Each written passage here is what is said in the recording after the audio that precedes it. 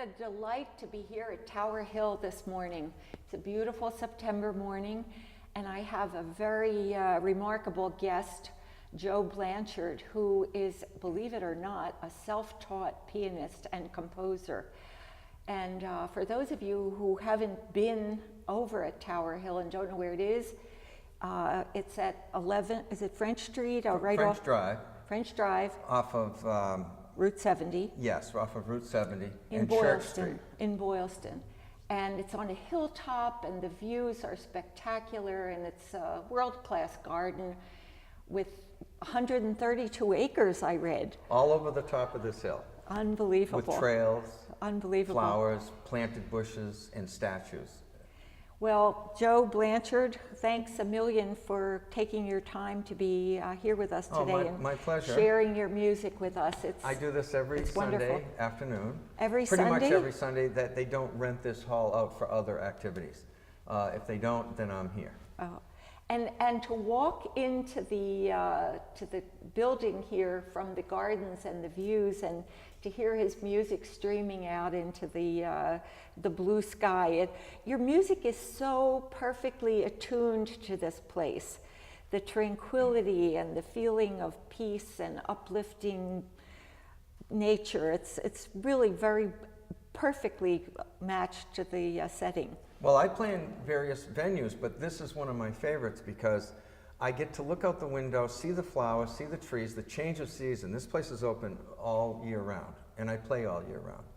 And I get to see the different stages of flowers, birds, even chirping crickets. You know, things happen Sure. that are interesting. And we sometimes keep the doors over there open to the outside so the breeze pool area. is blowing through. The breeze blows through. People wander in and out. We have some chairs over here. That's great. If they're tired from running the trails, they can come in here, rest for 10 minutes. I just keep playing my background music. They come, they listen, they relax, they go when they want to. New people come in. That's so how you should stop in at Tower Hill on a Sunday morning. It's wonderful. But, you know, I wanted to ask you a little bit about your background because it really is quite fascinating.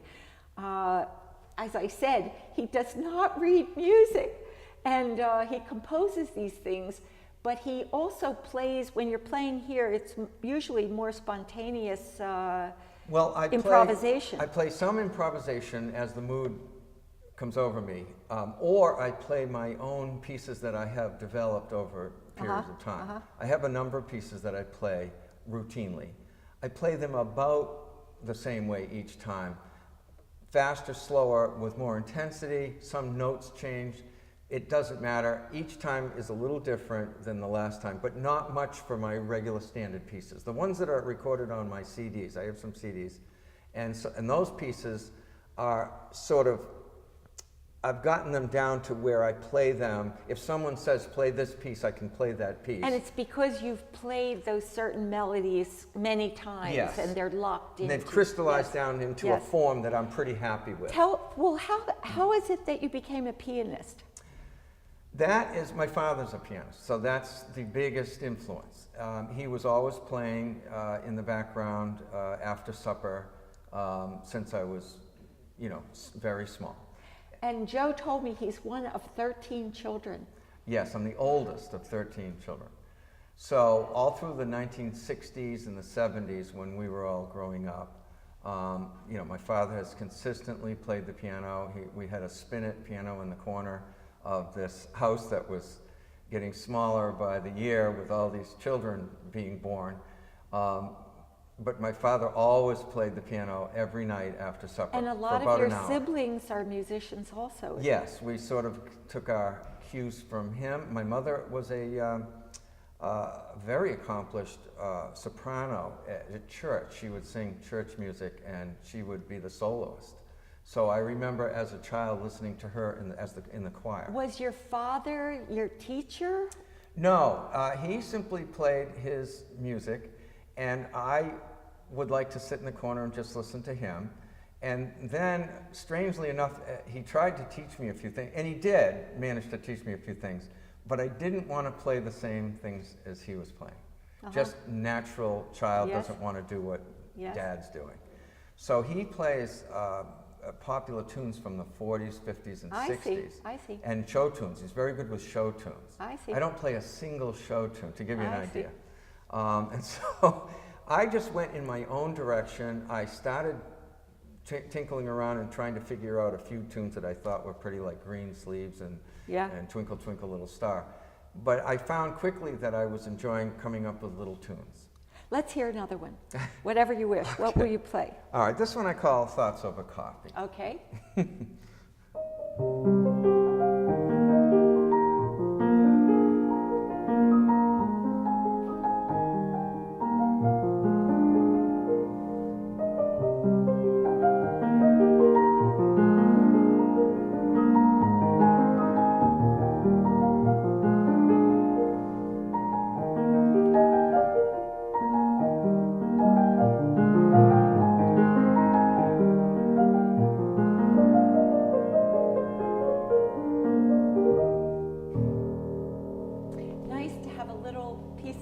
That we can just sample. It's like taking a little hors d'oeuvre from each. An excursion through various things. Yeah. That was half of that piece. There was a middle part. And, and so my pieces are almost always compartmentalized. I usually have a little small intro to a piece. Then it usually has some kind of middle part. I'm aware of trying to make a middle part to make a piece interesting. And then I'll usually recapitulate and find a way to get back to the original theme. How much did you study? Like, I know in your website you talk about the Romantic period as being an influence for you, and obviously the idea of nature being such an influence in the Romantic period and the return, you know, so how much did you study, like listening to the Romantic composers? I didn't set out to study particularly to play the piano at all. I simply loved listening to classical music since I was little. My friends were listening to rock and roll. I didn't like rock and roll. I just listened to WCRB 102.5 FM, which was broadcast in Waltham, where I grew up, so it came in beautiful, Aren't we very lucky? loud. Yeah. Yes. And even when I had my paper route at age 10, 11, 12, 13, I had strapped on a little transistor radio that I had, and I only had it on WCRB at all times. I didn't even want to hear the news or anything. So how did you, if you never read music and you didn't study theory, how do you know what notes go with what notes? I don't think about that. You just know it by feeling it on the sound? I just... Did you ever study scales? No, I never did. And frankly, I mean, I listen to other pianists who can do scales, and I say, geez, it would be nice to be able to do all those scales. Do you ever regret that you didn't study the theory? Not really, because even though I just said what I said, there's a part of me that does something that is very personal to me, and I'm able to access it. And I think that possibly by learning a regimented way of playing the piano, Absolutely. I might not have been able to get to what I do. Well, you know, there's that book, How to Play the Piano Despite Years of Lessons. That's where I am. But it's true, because you have it in your bones, you have it in your fingers and your ears. You can just go to the emotion and the expression that you're seeking without having all that get in the way. I'll tell you, I feel more like I let it come to me rather than go to it. Play another one. You know what I was like, how about that waterfall piece? Okay, I'll do the waterfall piece, yeah.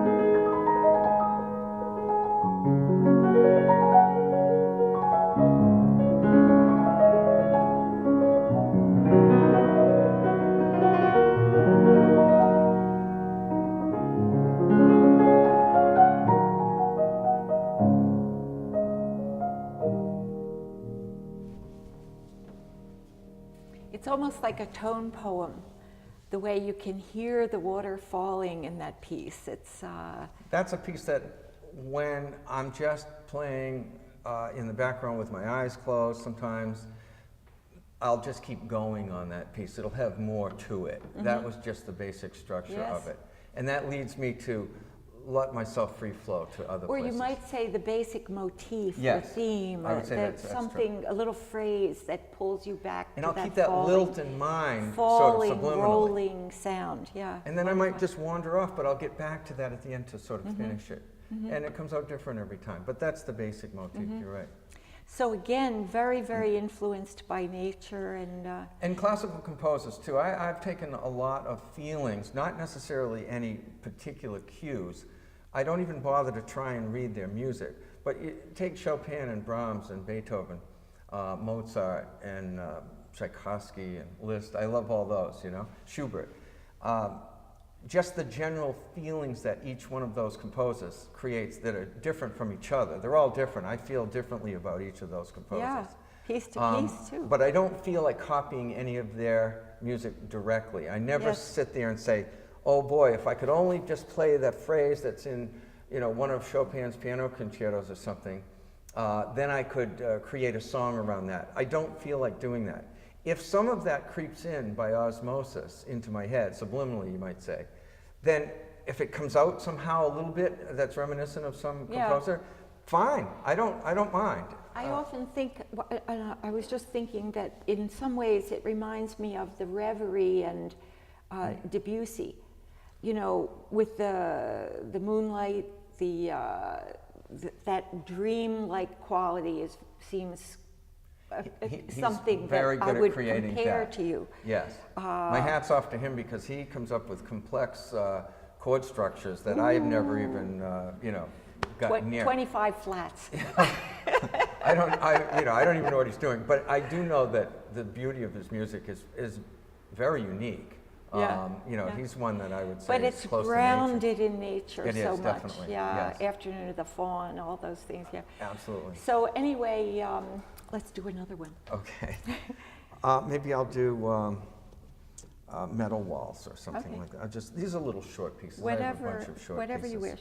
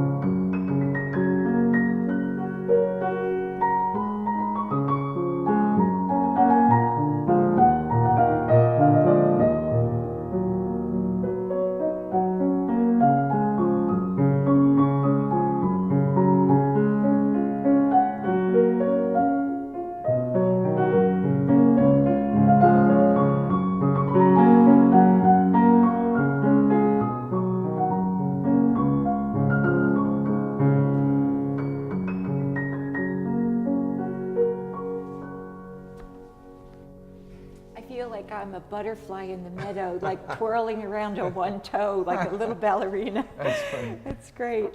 I have a song about a butterfly on one of my CDs, but I forgot how to play it. It came out one time when I was recording. You know, this is something I wanted to ask you. Like when you do one of your longer compositions and you don't write music and you don't read music, how do you remember it? It's tough. I lose a lot of pieces that way. So it changes a little bit? Well, I just forget them outright. I remember many times playing, and I say to myself afterwards, hey, that wasn't bad. I wish I could remember how to play it again. So it's sad, but I don't get too worried about it because I always have the feeling of there's always another song where that one came from, and tomorrow's another day. Music is this endless thing where there's just a million possibilities, and the one that you got right now, if it slips away because you can't remember it, it's a little sad because it might have been good, and it's too bad you can't remember it. And sometimes other people say, hey, play that again. And I say, I'm sorry, that was just a moment that it came through, and I can't get it anymore. I don't. That's the way I cook.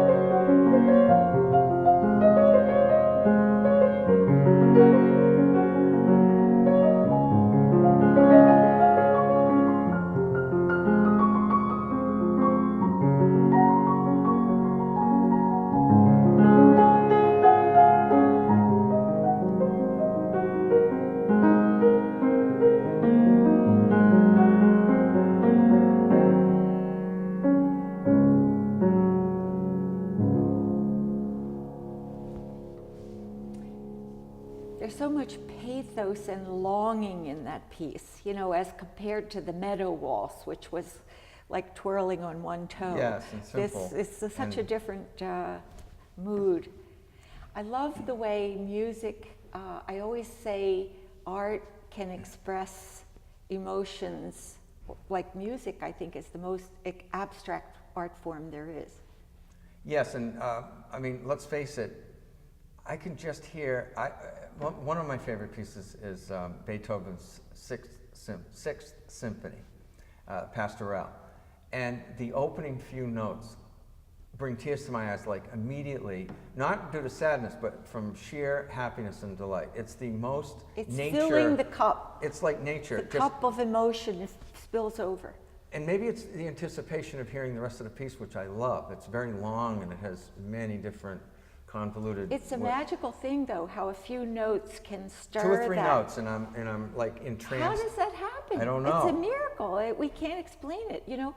But that's what the arts do. They express things which cannot be stated in our language, you know, in words. And try to tell that to somebody else. The best I can do is say, would you please listen to Beethoven's Sixth Symphony? That's the best I can do. And really listen to it. And I try and be to there. Get people to listen Yeah, to it. not just peripherally, but actually hearing it. Listen to it. I have another question that's been perplexing. How did you learn the technique to make your fingers fly over the keys as they do? How did you learn that fluency? I think it's driven completely by the music itself. Whatever. And just repetitions? Yeah, well, whatever I'm hearing in my head at that moment, and I'm letting it just flow But I mean, out through I my could fingers. hear something, but my fingers can't quite do it. I think you're not playing the same way I'm trying to play. The way I'm trying to play is to let a feeling flow right through my fingertips and just let it go.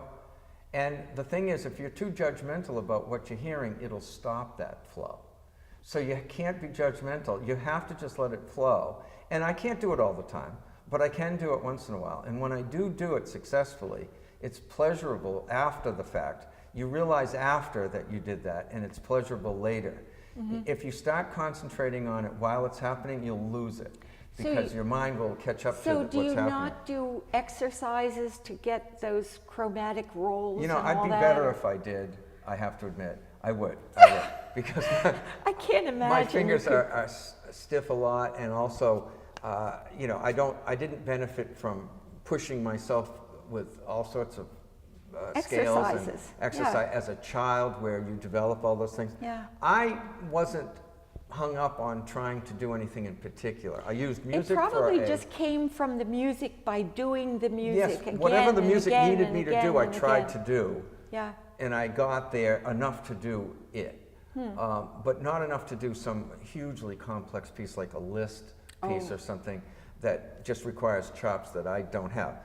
One thing I think I'm very happy in that I realize where my limitations are, and I don't push myself into those realms where all you're going to end up is being frustrated.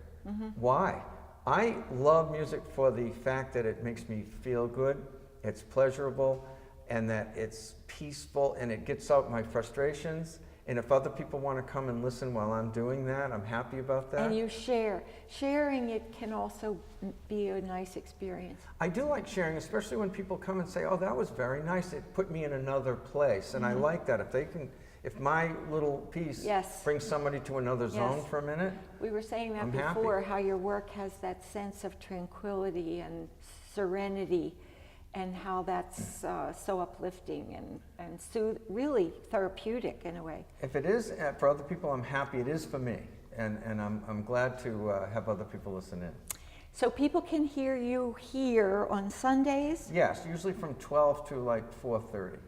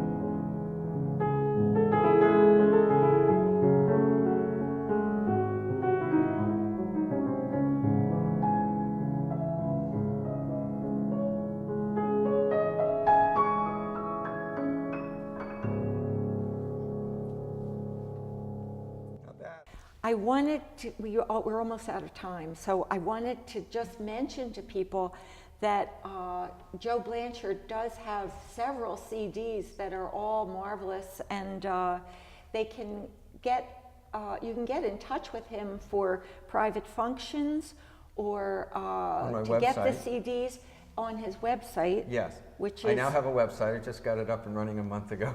And that is? JoeBlanchard.com. Joe Blanchard, BLANCHARD.com. Yes. So and it has a link to my email, so you can order a CD there. Wonderful. Well, it's been an absolutely delightful morning for me, and I just love listening to your music. Well, thank you so much. Thanks a million for having us, and thank you for joining us today, and I hope you'll join us again next time for another edition of Arts and Ideas.